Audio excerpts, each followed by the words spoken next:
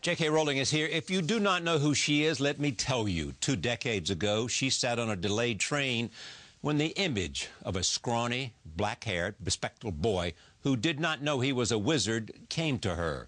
Her vision soon captured the imaginations of readers around the world, and it began an unprecedented cultural phenomenon. Time magazine has credited Harry Potter series with creating a fictional universe so detailed and believable that an entire generation has pretty much chosen to live there. It is the best-selling book series in history, with more than 450 million copies sold in 67 languages. 8 movies have also been spawned, and they have grossed $7.7 billion worldwide.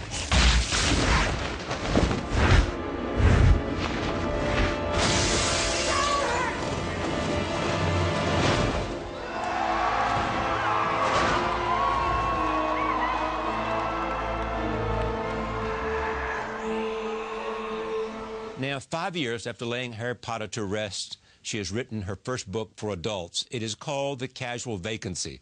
I am pleased to have J.K. Rowling at this table for the first time. Welcome. Thank you very much. We've been waiting for you. Oh, really? Good. Yes, for a long That's time. nice to hear.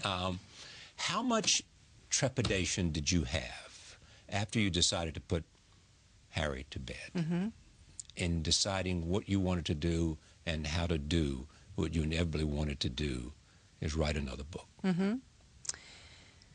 That's a good question, because I had the idea for The Casual Vacancy right after finishing Deathly Hallows. You know, so I was actually promoting Deathly Hallows in the States, and I had the idea in the States while on a plane. Right. And on a plane is crucial. On a plane is crucial, because so one clearly comes on a train and one one's comes on a train, plane. one's on a plane. So you need to keep me moving, and then I get my ideas. There's always trepidation. I mean, I think that people might be surprised to know that I felt trepidation every time I produced a Potter book. You know, the weight of expectation there was, I won't say crushing, it was extraordinary and wonderful to have that weight of expectation. You were but competing at times, with yourself. Yeah, and with the expectations, latterly, of millions of fans, all of whom were very invested in the story and wanted to see what they wanted to see. And I knew where I was going, and I had to put on mental blinkers a lot and just think, I know where I'm going, I must not be influenced by this. So, in a sense, it was liberating to leave that weight of expectation behind and know that I could just do what I wanted to do. It was very freeing. But I must say that I spent the first 2 years working on The Casual Vacancy telling myself, you don't even have to publish that, and you don't even have to publish this book. And that was a way of bringing down my own awareness that, you know, it wasn't going to be what some people wanted it to be. You know, because as we both know, I could have kept writing Harry Potters forever, pretty much. And why didn't you? Because I always envisaged it as a 7-book series. I had enough plot for 7 books, and when I always knew I would stop at 7. And I'm not going to lie, it was heartbreaking in many ways, because Harry was with me through a very turbulent period in my life, and it was always a place that I could go. You talk about readers always being able to go there. It was a place I was able to go, and to close the door was like a death. But I knew that it was time to go, and I've not regretted it. I think it was definitely time. He meant what to you other than all the obvious things, fame, wealth, and all that? Yeah, it changed my life. That, you know, the most obvious thing, clearly, it utterly changed my life. It transformed my life situation. We were in a precarious, my daughter and I were in a precarious situation when, for a few years. But beyond that, it connects me. Harry connected me to... it's just been the through line through so much of my life. Yeah. And so when I look at back at the books, I can remember where I was when I wrote all these 17 years I spent with those characters, 17 years. But do you talk to them in some real sense? I mean, do you The one that I miss the most, beyond any character, is Dumbledore. And he was a strange character, because I always say I feel like I wrote him from somewhere in the back of my brain. He would often say things I didn't know I believed, but once I saw that Dumbledore had said them, oh yeah, that's right, that's true. So he was an interesting character, and I miss him. If I could talk to any of them, it would be Dumbledore. This mirror gives us neither knowledge or truth. Men have wasted away in front of it, even gone mad. That is why tomorrow it will be moved to a new home. And I must ask you not to go looking for it again. It does not do to dwell on dreams, Harry, and forget to live. So you set out to write this new book. You knew it was going to be about adults. Mm-hmm. What else did you know after you had that inspiration on that plane? Well, the germ of the idea was a council election, a local council election, that would be subverted by teenagers, which was a device to expose certain secrets. Yeah, that was the basic idea, and I was excited by that idea because it was going to give me an opportunity to explore a lot of things that are important to me and things that obsess me, frankly. Like? And, well, for example, I've just talked about the fact that I was in a very precarious situation for a few years. I was probably as poor as you can go without being homeless in the UK, which is not to say that friends and family didn't help me, because they did, but, you know, it was tough. And you were writing a book and had to depend on the government. Well, yeah, I did, although I was working part-time. The law at that time was you could earn up to a very small amount a week without forfeiting housing benefit, which was the thing that was keeping us homed. So I worked up to that amount. I had a clerical job in a church at one point. So and then I was teaching, but we were still existing partly on benefits. I couldn't wholly support us. And then the miracle happened. Harry was published, and we really didn't look back. After a few months, it changed my life. But that period of my life was a formative experience for me, and it shaped my worldview, and it always will shape my worldview. The experience of having been part of a mass of people who are very voiceless, the experience of being scapegoated and stigmatised, because that was the political climate at that time, really has coloured my worldview ever since, and I don't think I'll ever lose that. But define what you mean. I think I know what you mean by worldview. Well, in that, it's a frightening experience to become a statistic, to almost fall off the radar of what people think is important to discuss, and to be talked about in terms that you don't recognise. And I think that something I felt very powerfully after emerging from that situation was people lose their individuality when they are trapped in that kind of poverty. It is a humiliating place to be. And it affects your life in ways that people who have never been there cannot begin to comprehend. Your choices contract. So even someone like me who had a university education, you know, I was an educated person who wanted to work very much. I was really trapped.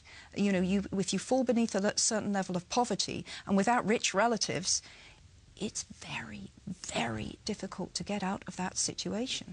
And you want us to understand these are real people, yeah, with real lives and generosity, it's and easy. all these other human qualities Exactly everybody right. else has. Exactly right, yeah, yeah. And do you want us to also understand that they feel not only that they don't matter, but that others, perhaps more fortunate, have contempt for them or just don't know them? Well, I think it's a mixture of both. I think that it's easy to caricature. Now, I would say that this is, I feel this is not a black and white book, in the sense that I do not wish to glamorise every poor character in the book, nor do I.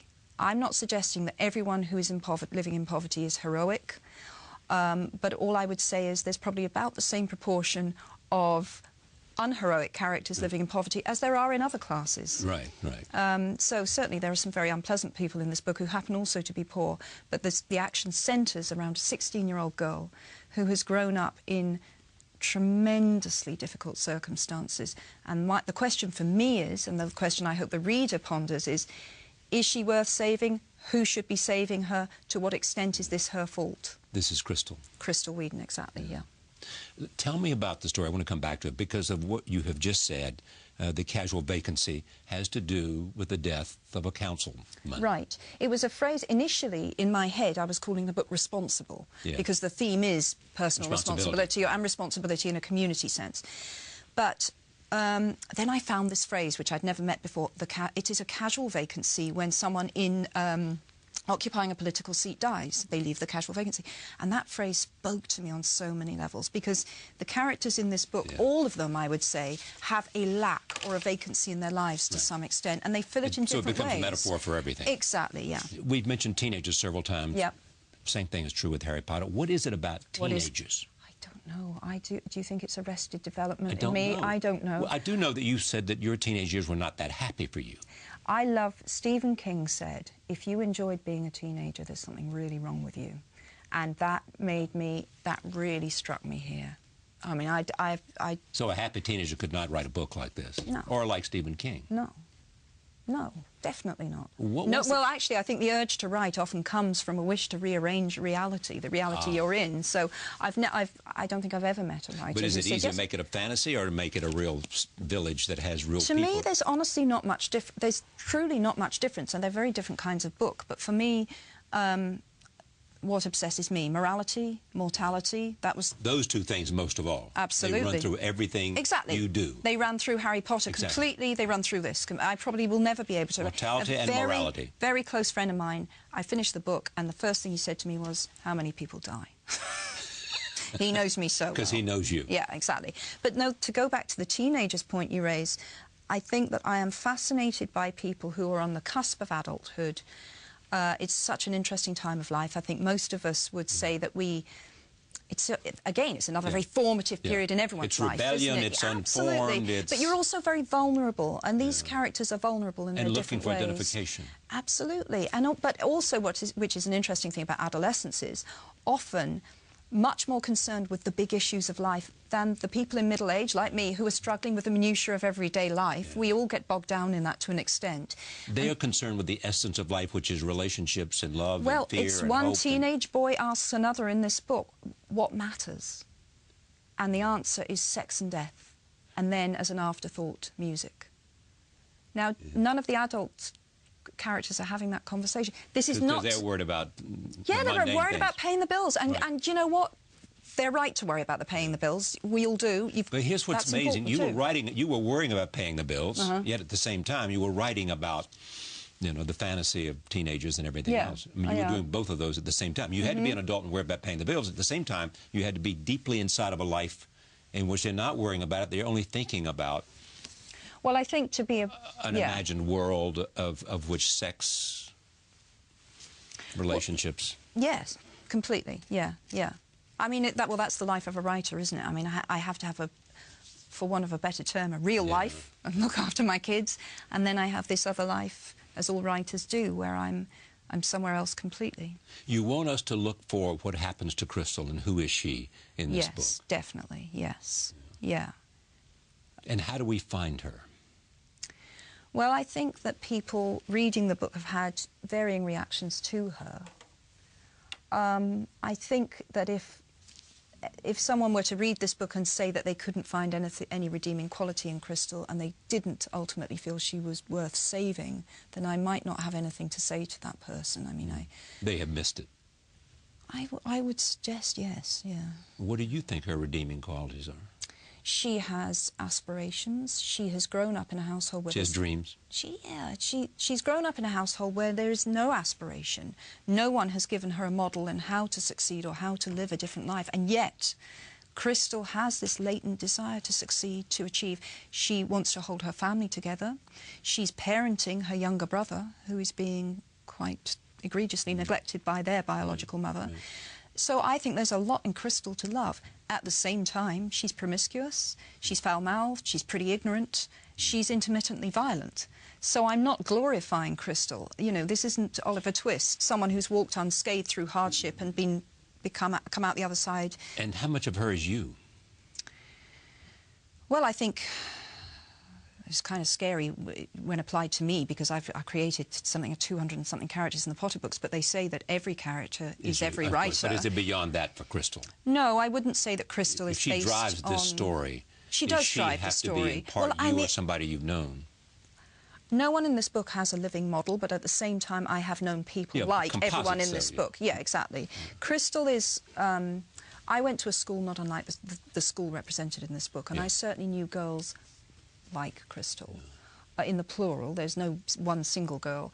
And I also taught for a while after, as I said earlier, I was teaching. And again, I was teaching in state schools where you had a very mixed intake. And again, I met people whose backgrounds were not dissimilar to Crystal and whose behaviour was not dissimilar to Crystal. So this is as small she's rooted in reality. Packford is the smallest microcosm of government here, the Exactly City right. Council. Yeah. Is that important to know? I think it is. I mean, a parish council in the UK is the tiniest building block of democracy, Right.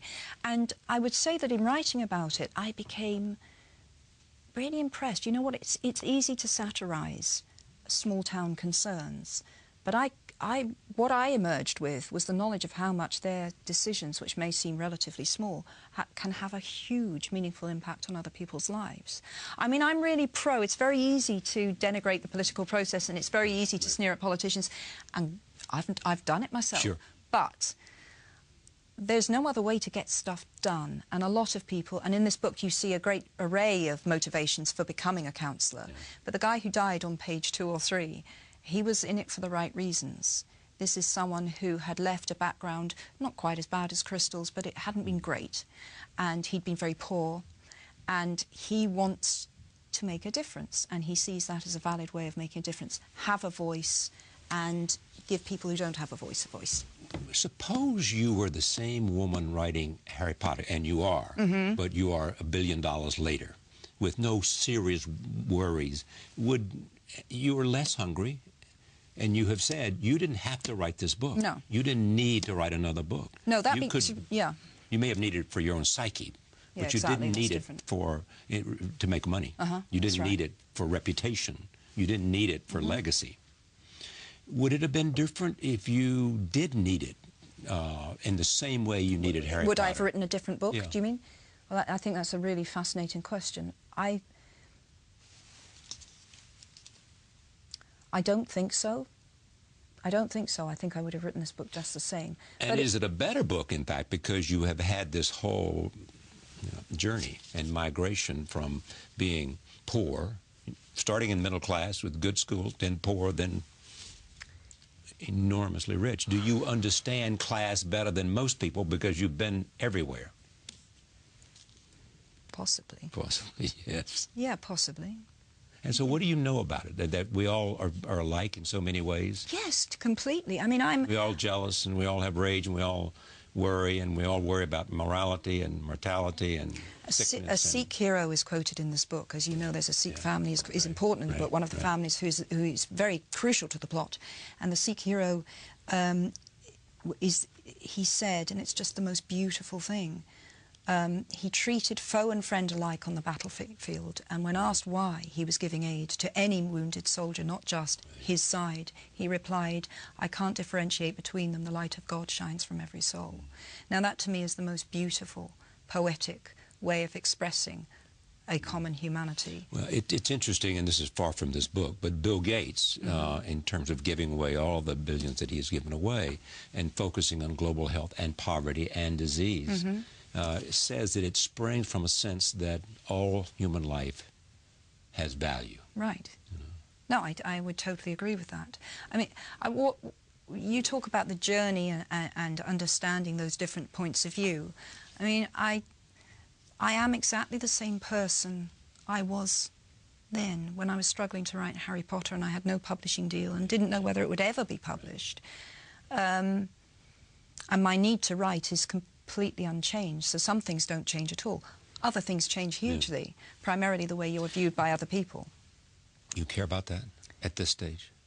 No, it's not that. It's not that I care about that or worry about that, but that's the big difference. Right. That's the big difference. Yeah. Suddenly people... How they see you is different. Suddenly and how people they are react interested to you. in what you've got to say. Exactly. And no one gave a damn what I had to say at a time when... You're the same person. I'm the same person, and I pretty much would say the same things now, but now people want to hear it. And that can be disconcerting, though. Yeah. It can be disconcerting to have that interest.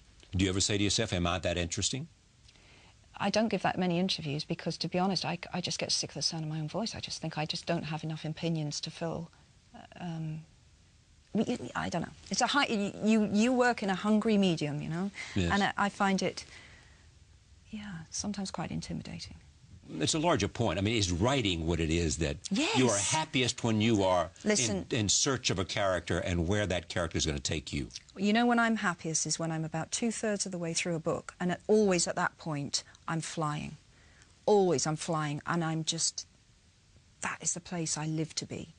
2/3, wake up in the morning, I'm about 2/3 of the way through, I know exactly where I'm going, and I've got the whole day to write. That to me is a perfect day. And do you try to perfect each sentence, or do you want to... Yeah, it doesn't always work out that way, but yeah, you're always hoping to. Yeah, but I've been told that the books you turn into your editors are pretty much the books that get published, that you don't require a lot of editing. Well, that's kind. I look back at some of the Potter books, and I itch to go back with a red pen and cross out some adverbs. But that's self-editing. Yeah, it's not absolutely. so much that somebody else has edited Well, you. with this book, no, there wasn't a. Well, yeah. I've got a great editor, David Shelley, and he is that perfect person who is like a coach, you know, who knows how to get the best out of you. So he was fantastic. So no, I don't think we changed a great deal. He's just got a phenomenal understanding of what he had on this book. He had a phenomenal understanding of what I was trying to do, and there were places where he said, "That's great, but you need to do more of that there." Yeah. Or it's just fine-tuning, and he was just phenomenal. He had a great understanding of what I wanted to do and was on my side. Because, you know, when we went, it's always nerve-wracking turning in a manuscript. People now make these kinds of comparisons, Dickens and Trollope and Eliot and that kind of thing. My point is not do you think of yourself as any of those, but my point is what kind of acknowledgement and appreciation would satisfy you the most? Oh, my God. Because you... I think it's very dangerous for a writer to start thinking in those terms. I think, I really mean that. I'm not, this isn't false modesty or, I mean, no, I'm don't seem like a person would have false modesty. But I'm enormously flattered that anyone would mention those names anywhere near me. But I know. I will say, I consciously wanted this book to be a modern take on that kind of 19th century novel where you do go into a small society and you really analyse and anatomise that tiny society. So that's great that people would say, you know, they would recognise that I'm trying to write in that tradition. Right, but there's a difference between that and me sitting there thinking, now, who would I like to be compared to? That's why I asked the question the way I did. I didn't want you to think that I was thinking No, I get do you that. Think if you're, so what do you... I think it's probably... Do you, rich woman, think of yourself as Dickens? That kind of thing. I'm not I really get that. Not. I think it's, well, and I think it's a fair question, but I also think that I do genuinely think that if you are sitting there thinking, now, whom would I most like to be compared to? You're wasting your time. Just get on and work. Do the work. Yeah. But who are you writing for? My ideal reader has an open mind and loves character, I suppose. But do you see it, when you're writing, do you see it like a movie? Do you see this, I mean, pretty soon, I assume, after Harry Potter, you saw the character as exactly the movie character for Harry Potter. I mean, Interesting. Interesting? No, I didn't. You never thought of him as... With one exception, that this is what's interesting to me. I never saw Dan or Rupert or Emma as my... No, because I'd lived with them so long, I saw my characters in my head. There was one exception, and I have said this before. Ivana Lynch, who played Luna Lovegood, I saw her. We both believe you, by the way. That he who must not be named is back, and you fought him, and the Ministry and the Prophet are conspiring against you and Dumbledore. Thanks. Seems you're about the only ones that do. I don't think that's true. But I suppose that's how he wants you to feel. What do you mean? Well, if I were you-know-who, I'd want you to feel cut off from everyone else. Because if it's just you alone, you're not as much of a threat. That was such a perfect... I mean, I'm not saying the others weren't perfect pieces of casting, because I adore those people. But here's a question to say, how did Harry... But she got in my head, and it was... I even heard her voice when I was writing Luna. But how did Harry differ from the actor? in this case. I mean, how did the picture you have in your head differ from the picture we see on the screen? Dan Rupert and Emma, and they know I've said this to them, they're much better looking than the kids I saw in my own head. Yeah, definitely. I mean, Emma is beautiful, staggeringly beautiful. But the thing so you didn't see that kind of no, in the book, Hermione she's a plain Jane, although she sorts herself out a little bit and she gets a little more styled as she gets older.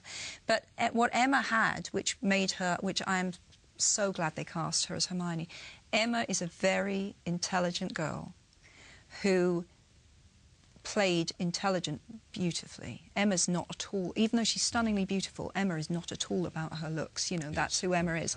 And that shone through in her portrayal of Hermione, and that's why I was thrilled they cast her, because she was such a smart, bright girl. And I needed my Hermione to be that kind of person. It's just how I remember it. The trees, the river, everything. Like nothing's changed. Not true, of course, everything's changed. If I brought my parents back here now, they probably wouldn't recognise any of it. Not the trees, not the river, not even me.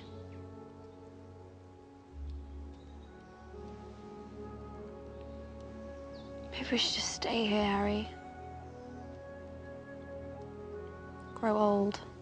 Did the movies teach you anything about your characters? Did you see anything about your characters that might have added to their complexity? Because actors can take lines. Yeah, definitely. And make that's them their job, own, is to make them, enhance them. Gary Oldman was fantastic as Sirius. He was amazing. And he gave Sirius something that was in my mind for Sirius, but on screen, I really saw it, that slight edge of insanity, of being unbalanced, someone who'd been locked up for a long time. And he just played that. Now listen to me. I want you to take the others and get out of here. What? No, I'm staying with you. You've done beautifully. Now let me take it from here.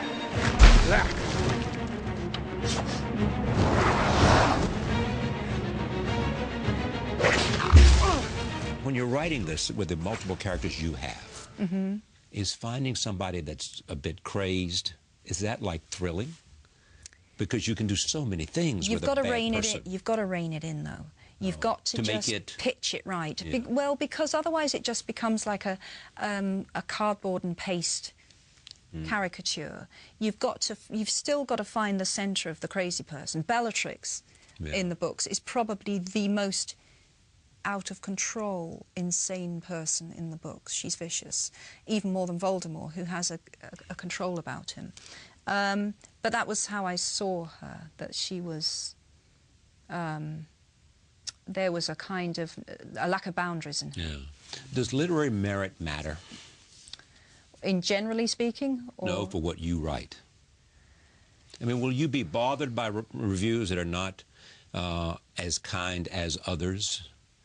Even though they are reputable people, does it matter? No, that should happen. Does it matter because, you know, it can't affect your life or your psyche?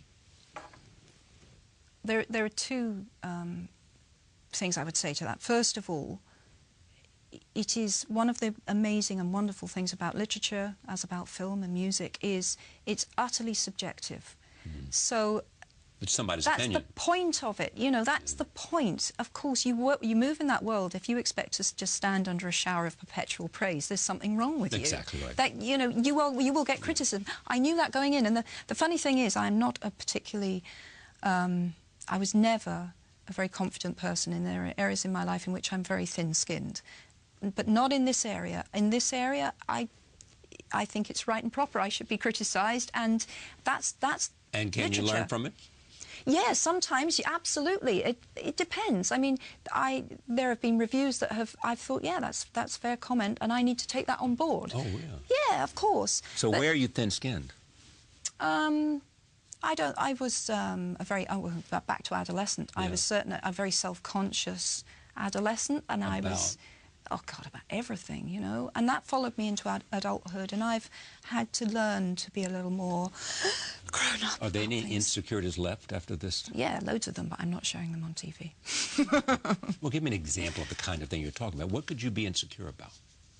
You've got a great marriage to a wonderful doctor. I do. You know? Absolutely. Jessica's doing just fine, thank you very much. Yes? But I'm a human being like Your anyone mother, else, and we all have our insecurities, and we all have places where we feel we could do better. But is it about something other than mortality and morality? Or vanity? Listen, all of those things are in all of us. We all worry about those things, and I'm not immune. Yeah. Do you have anything that you want to prove now? I mean,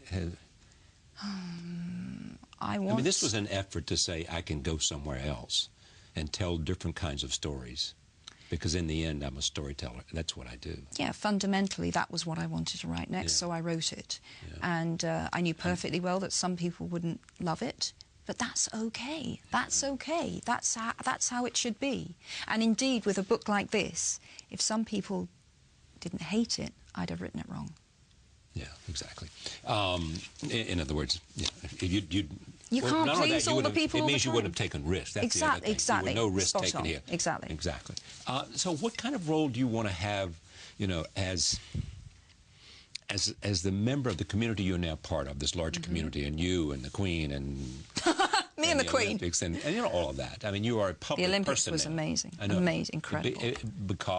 Because Danny Boyle, who. Right. Produced it, exactly. He asked me to do it twice. Who could have known? I thought of him as a filmmaker. He was amazing. Yeah. He was amazing. I mean, he was like a general. There were so many thousands of people involved in that. But that's what directors do. Yeah. Well, I'd never seen such a graphic demonstration of the skill set you need. But so he persuaded me. I said no a couple of times. I was terrified. How did he persuade you? Well, we had a meeting, a face-to-face meeting, and my husband was there also. And he told me everything that was going to happen, including the Queen jumping out of the plane. And after he told me the Queen jumping out of the plane, I thought, no one's even going to remember I was there. So that really brought down my anxiety level. I understood I was going to be a small cog in an amazing machine, and I thought, I will be very proud to be part of this, and I should do it. It was terrifying. It was terrifying. Which part was terrifying? 80,000 people in the crowd walking out there, and then the knowledge, which I was trying very hard to block out, of how many people were watching on TV. And for someone who used to be phobic about public speaking, this was, you know, this was quite a big deal. But you're so relaxed here in this conversation. I mean, but this is easy. This just feels like you and me sitting at a table. So it's very easy for me to... Yeah, it's that kind of table. Yeah. Yeah, it is easy. But so when you think about the future in terms of, I mean, you don't have much to prove other than to continue doing, which brings you great joy. What's the satisfaction of writing for you? Other than it's what you do. Like, this is what I do. I wish I knew the answer to that, because, but it is what I do, and it's so fundamental, and I have such a powerful need to write. Need? Yeah, it's a need. If you didn't do it, you would be... I think I would be very mentally ill. Mentally ill? Yeah, maybe. I remember when years ago, I read for the first time that Virginia Woolf had been told she mustn't write, you know. Yeah. She was... And I can remember feeling like that was horrific. How could they have banned her? How could they have stopped her writing? Because that, to me, would be... I can't tell you how serious that would be to me. Mm. But why? I'm not quite sure. What is it? Well, it means it gives definition. Does it give you identity and definition and I suppose I have a real need to go and create a different world in my head. I just do. I'm driven to do that. Yeah. Yeah.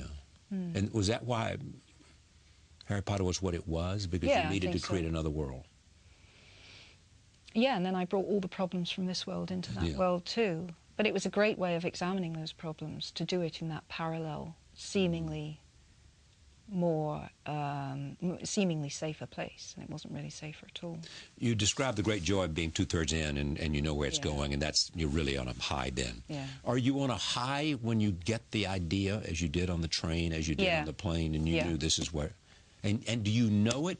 I mean, because I always I always know when I've had a decent idea, and this has never let me down, because I get this physical response, like this rush of adrenaline. It's really physical.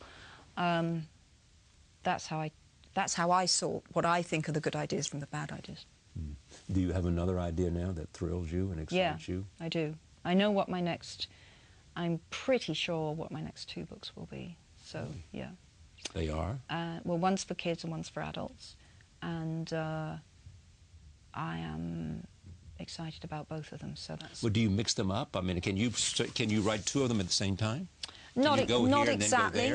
Not exactly, but I have got 2 notebooks with me on this trip, one for each book, and I'm jotting in both. Okay, but that's notebooks. I'm not really writing. I'm just, but it's are ideas. you also a constant, by nature of where you are and what you've done and what you can do, have you become a finely tuned observer of human nature? I think I always That was their period. That's how you did what you did. I'm fascinated by people, and that is at the heart of absolutely everything I've written. Because I would say, I do firmly But you didn't learn believe... that at school, did you? No, I don't think... I think you just are that way, Yeah, aren't right. you? I was curious at 5. I was just very interested in people, and I do think that I've so often been asked, what was it about Harry Potter that, captivated people? Yeah. And the magic was fun, but it was ultimately, it was the characters that kept people coming back. It was the people. How do you write? Do you get up in the morning early? Do you go make My coffee and best then work, sit down? particularly late 40s, believe you me, the best work's done early morning. I used yes, to... I know that. that's why, that's exactly. I just... Earlier, when I was in my 20s, I could and did sit up all night, but those days are gone. It's really best to get up early, and I find that the morning early is means what? Well, my husband needs to be up at 6:30 to get to work, right. and the kids need to be up early to get off to school. So once they've gone and the house is empty, then I would start working. Yeah, then I'd get another coffee and start working, and that's the ideal writing time, those hours in the morning. And how long? Well, I can write a lot of hours in the day. I mean, I've done 8-hour days comfortably recently. But... And are you disappointed? I mean, every day that you sit down for 8 hours a day, you have something on the page. Yeah, definitely. You don't go days in which you're just... No. But there was, in writing this, I mean, there have been times, both in Harry Potter and this, where the struggle gave you not writer's block, but something, right? Aren't there been times in which you said, the stress of the expectation... You just wanted to leave it. Not with this. Okay. I tell you, but how long did it take you to write this? 5 years? Yeah, but I was writing other stuff at the same time. Oh. Like what? Well, like I'm talking the other 2 books. Oh, yeah, 2 books. So there's other stuff been going on in those 5 years. I wasn't working on Casual Vacancy from beginning to end of those 5 years, because that's just, I've never worked that way. I've always had other things going on. Would you skipping ahead on? Were you writing 7 on Harry Potter when you should have been writing 4? I wrote a substantial part of another children's book midway through Potter that I still need to go back and finish because I really like it. But I've always jumped around. I need to have several things on the go. You have had at times in which you really need to pull yourself away from it, haven't you? I had the stress of never with that. But with Harry Potter. I had a break between Goblet and Phoenix. And what was that about? It was about total. I said to the publishers that I can't give you another book next year. I'd done one a year for 4 years. Yeah. And it was simply... Broke their heart, didn't it? Yeah, but then they got a huge book. I got a huge book for their pains. I just said to them, I need to step away. I need to recharge my batteries. And it wasn't that I didn't want to write, but I needed to step away a little. And then that I was going to take 2 years to do the next book, and I took 3. And in those 2 years, I met my husband, married my husband, had a baby. I wasn't expecting all of that to come out of taking a break. Right.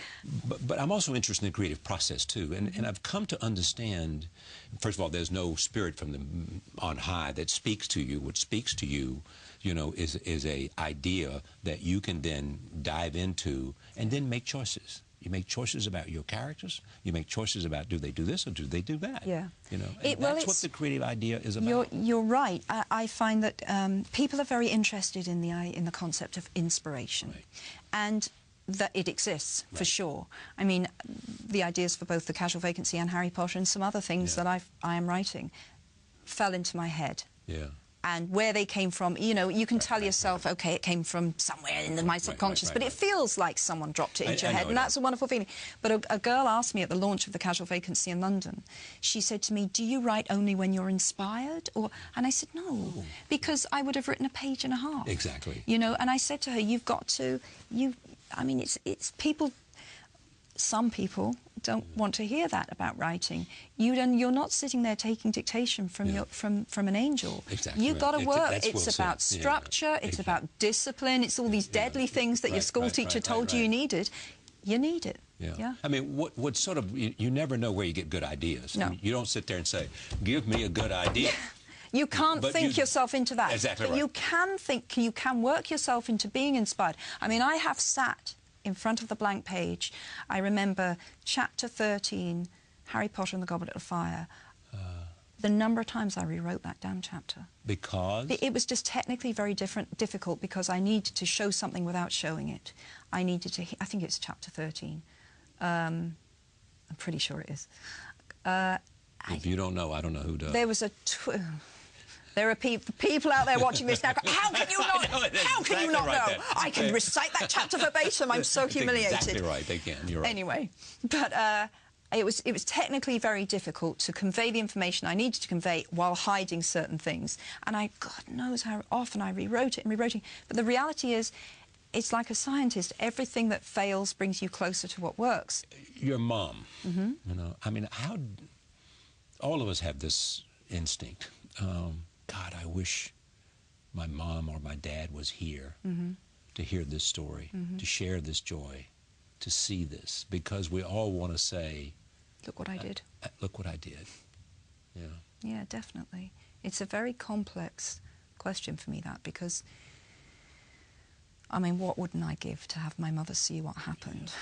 Oh, yeah. And it would have meant so much to her. I mean, she was such a reader and valued books and literature very, very highly, and the house was full of books because of my mother.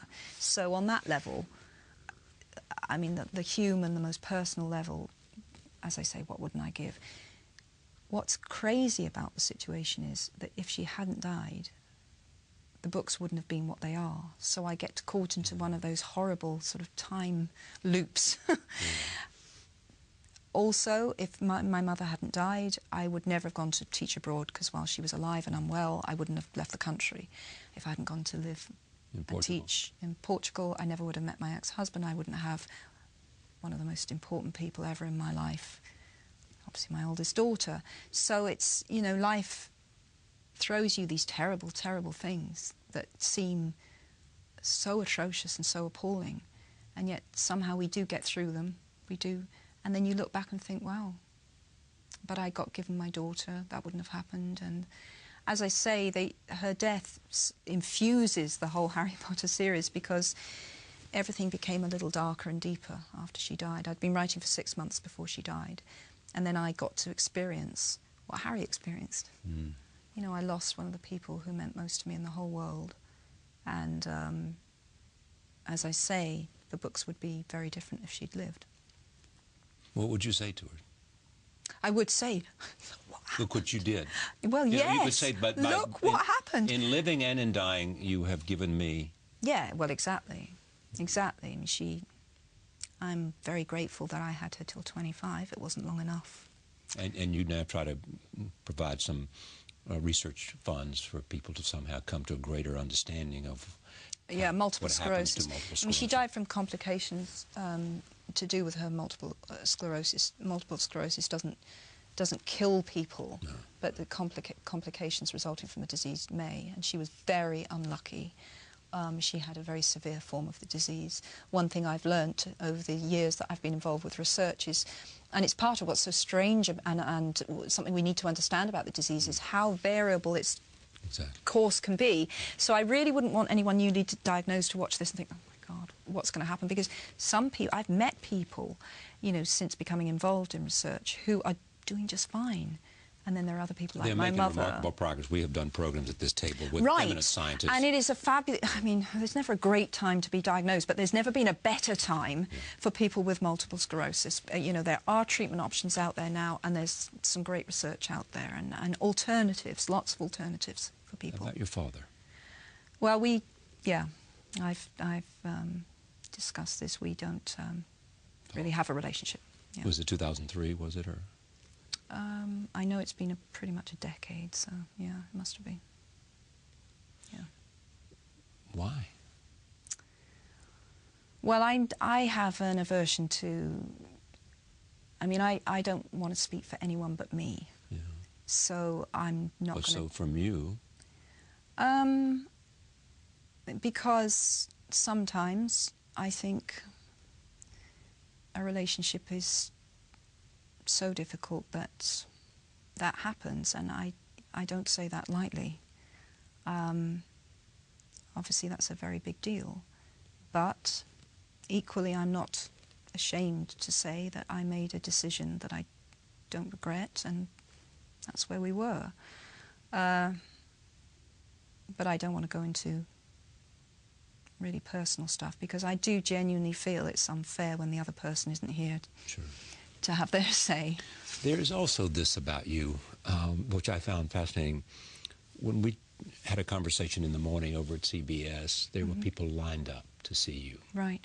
And that has, I was just struck by how meaningful that is to you. Of course. I mean, they want to go and buy this book, and they want to go and stand outside half the night to see you because of what the book has meant to them. It's because of what the book means to them. And how can... Just to touch the person that said something that...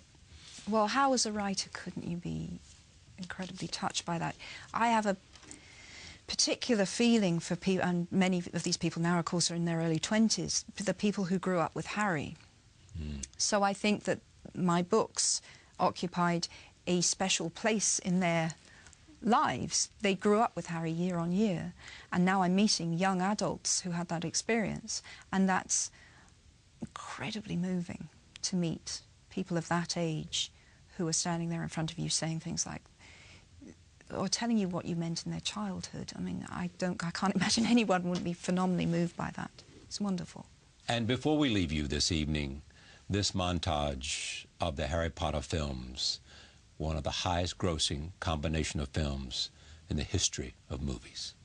You've made a mistake. I mean, I can't be a wizard. I mean, I'm just Harry. Just Harry. Welcome to Hogwarts. Now, in a few moments you will pass through these doors and join your classmates, but before you can take your seats, you must be sorted into your houses. They are Gryffindor, Hufflepuff, Ravenclaw, and Slytherin. Now, while you're here, your house will be like your family. Your triumphs will earn you points. Any rule breaking, and you will lose points. What's that? The Chamber of Secrets has been opened. Enemies of the air, beware. It's written in blood. Tell them Hogwarts is no longer safe. It is as we feared, Minerva. The Chamber of Secrets has indeed been opened again. Da, da, da, da.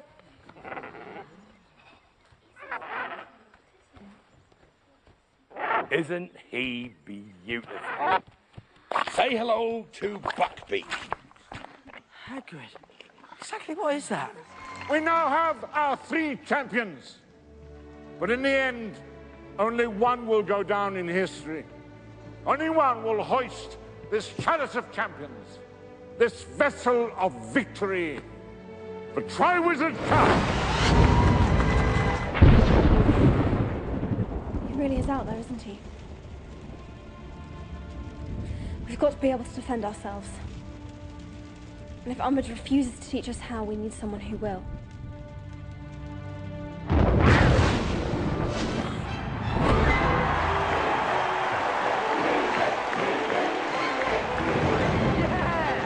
You must obey every command I give you without question. Yes, sir. You do understand what I'm saying? Should I tell you to hide, you hide. Should I tell you to run, you run. Avada Kedavra.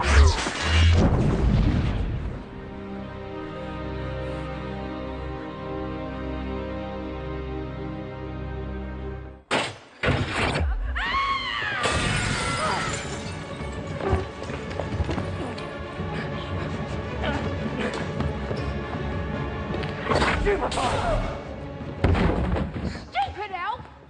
You could have killed me! Dobby never meant to kill. Dobby only meant to maim or seriously injure. Harry Potter, is dead. From this day forth, you put your faith in me.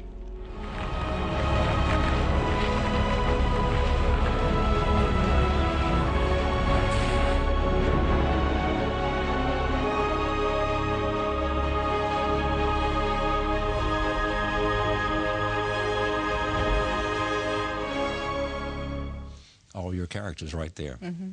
Take a look at this. This is what people have said to me about you and about the series on this program, Roll Tape. Tell me who Harry Potter is and why it is so phenomenally successful.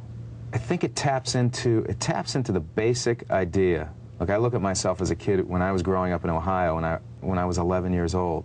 I would have given anything to get a letter from Hogwarts School of Witchcraft and Wizardry saying, you know, I'm going to take you out of this dreary existence. Exactly. I'm going to let you escape from this life. Basically, at its heart, these books give people a sense of hope. And you can be 8 years old and feel that. You can be 10 or 11, particularly for kids. It gives them a sense of empowerment, of hope, saying, you can do something different with your life. She's a very easy person to edit because she knows what she's doing. And she's very confident. And those are the easiest kinds of people to work with because you can give her any kind of feedback and you don't have to worry that she's going to be distressed by it or thrown by it. She knows what she wants, and if I just tell her how I react, she knows what to do with it. There's also something extra, you know, beyond the themes that it speaks to. It's just a divine piece of writing, that's all. Divine piece of writing. She's a great writer. I hope she writes something, a whole other kind of thing after this so that people believe this. When the last book came out, you had me on for it, and do you remember this? You showed a clip of Harold Bloom saying how terrible these books were, and he hadn't read any except the first one. She is really an extraordinary writer. I remember that. Tell me what the essence of the books is. Well, that's the books in general. I think that part of the success of what J.K. Rowling did is that she crafted this adventure, but thematically she dealt with the themes and the characters from an archetype kind of standpoint. So like fairy tales and fables, and then they connect directly into human consciousness. Yeah. Obviously it's not a realistic kind of universe, but the emotions are very real. The emotions are very human, even if they are wizards. How do you explain this phenomenon? It beats me. The only thing I can say is that it connects directly to, and I'm saying this because it transcends any culture. Right. I mean, Harry Potter is as big in Japan as it is in England or in America. Yeah. So I can only assume that it's because it carries such a universal energy that people relate to that. There it is. Wow. Thank you. Thank you very, very much. Thank you for joining us. See you next time.